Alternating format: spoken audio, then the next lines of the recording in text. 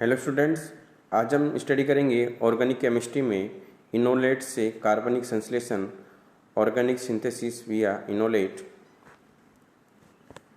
देखिए इनोलेट कैसे बनाते हैं। उसमें हम क्या करते हैं, जो कार्बोनिल यौगिक होता है उसमें जो अल्फा स्थिति पर जो हाइड्रोजन है, आप यहाँ देख रहे हैं, यहाँ पर ये जो हाइड्रोजन है वो क्या है, अल्फा स्थिति पर है। ये क्या होता है, अम्लीय होता है। जब हम कोई क्षार लेते हैं तो ये H+ यहाँ के रूप में निकल जाता है कार्बोनिल यौगिक से, और हमें क्या है, इनोलेट आयन प्राप्त होते हैं। तो इस प्रकार ये नेक्स्ट एग्जाम्पल में आप ये देखिए, ये जो अल्फा हाइड्रोजन से जो इनोलेट बना है ये जो है अनुनाद के द्वारा स्थायी होता है। आप यहाँ पे देख रहे हैं इनोलेट आयन की अनुनादी संरचनाएं। अब आप देखेंगे कि जो अल्फा हाइड्रोजन है उनकी जो अम्लता का क्रम है कार्बोनिल यौगिक और कार्बोक्सिलिक एसिड डेरिवेटिव में, तो आप देख रहे हैं कि जो एथिल एसीटेट है उसका pKa कितना है, 25 है। एसीटोन का pKa कितना है, 20 है। और आप एथेनॉल का हम जो pKa लेते हैं वो कितना होता है, 16 एथेनॉल का। तो एथेनॉल क्या है, एक दुर्बल अम्ल है। तो हम देखेंगे कि एथिल एसीटेट और एसीटोन में जो अल्फा H जो है वो क्या है, दुर्बल अम्लीय है। और जो डाई एथिल मेलोनेट है, मेलोनिक एस्टर है, एसीटोएस्टिक एस्टर है, उसमें जो अल्फा H है वो क्या है, एथेनॉल से भी ज़्यादा एसिडिक होते हैं। जो एथेनॉल में OH जो हाइड्रोजन है उससे भी ज़्यादा क्या होते हैं, एसिडिक होते हैं, क्योंकि इनका जो pKa है वो कितना है, 16 से कम।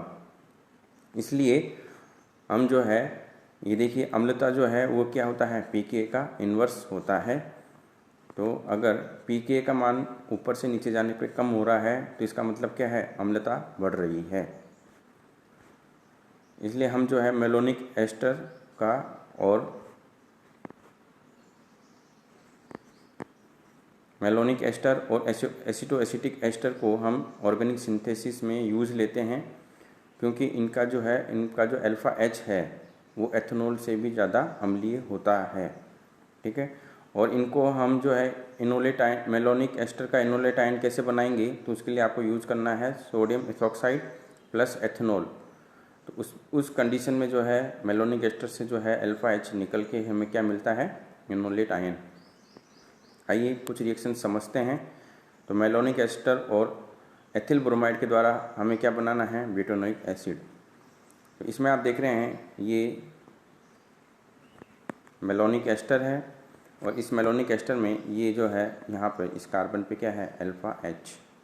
तो ये आपने रिएजेंट क्या लिया है, सोडियम इथॉक्साइड प्लस एथेनॉल। और आप यहाँ देखेंगे यहाँ पे अल्फा H हट जाने से यहाँ पे क्या बनेगा, इनोलेट आयन। और फिर आपने सेकंड रिएजेंट लिया है एथिल ब्रोमाइड, तो यहाँ पे जो है एथिल आके जुड़ता है, और फिर हम इसका जब जलावटन कराते हैं तो हमें क्या मिलता है, ब्यूटानोइक एसिड। अब हम इसको मैकेनिज्म को समझते हैं। ये देखिए फर्स्ट स्टेप में क्या हो रहा है, मेलोनिक एस्टर से हमें क्या मिल रहा है, इनोलेट आयन। ये फर्स्ट स्टेप है, इसमें मेलोनिक एस्टर से हमें क्या मिल रहा है, इनोलेट आयन मिल रहा है। अब सेकंड स्टेप में क्या हुआ है, प्रतिस्थापन अभिक्रिया, SN2 अभिक्रिया, क्योंकि हमने जो सेकंड रिएजेंट क्या लिया है, एथिल ब्रोमाइड, और यहाँ पे ये न्यूक्लियोफाइल है, ये क्या करेगा, इस कार्बन पे अटैक कर रहा है, और bromine as a leaving group के रूप में क्या निकल रहा है, बाहर निकल रहा है। तो हमें ये उत्पाद प्राप्त होगा। अब ये जो उत्पाद प्राप्त हुआ है इसका जब हम जलावटन कराते हैं तो हमें ये प्राप्त होता है डाई एसिड, और गर्म करते हैं तो हमें मोनो एसिड उत्पाद प्राप्त होता है, जो कि क्या है, ब्यूटानोइक एसिड। ऐसे देखिए जो आप जो है मेलोनिक एस्टर की सहायता से साइक्लिक कंपाउंड किस प्रकार प्राप्त करेंगे। तो ये रिएक्शन है, जब मेलोनिक एस्टर की क्रिया हमने करवाई किसके साथ में, 1,4-डाइब्रोमो ब्यूटेन के साथ में जब हमने इसकी रिएक्शन करवाई तो हमें जो साइक्लिक उत्पाद जो प्राप्त हुआ है वो निम्न प्राप्त हुआ है। अब हम इसकी मैकेनिज्म को देखते हैं। ये देखिए इस मैकेनिज्म में क्या हुआ, पहले आपने क्या किया है, मेलोनिक एस्टर से इनोलेट आयन बनाया है। तो मेलोनिक एस्टर से जो हम इनोलेट आयन कैसे बनाएंगे, जब मेलोनिक एस्टर की क्रिया हम किससे करवाते हैं, सोडियम इथोक्साइड प्लस एथेनॉल से। अब ये जो मेलोनिक एस्टर में इनोलेट आयन बना है, यहाँ पे क्या है, इस कार्बन पे नेगेटिव चार्ज है, इसलिए ये क्या कैसे बिहेव करता है, एक एज ए नाभिक स्नेही न्यूक्लियोफाइल की तरह बिहेव करता है।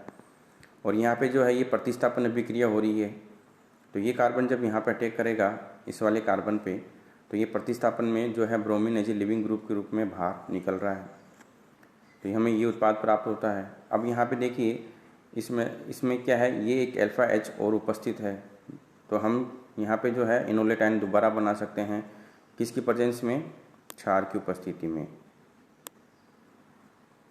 तो ये आप देखिए यहाँ इनोलेट आयन दोबारा बन गया और फिर वापस से क्या हो रही है, प्रतिस्थापन अभिक्रिया हो रही है, और इस प्रकार हमें जो है एक साइक्लिक उत्पाद प्राप्त हो रहा है।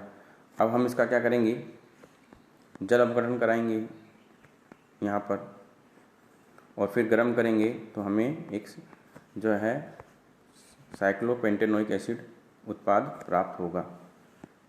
Thank you.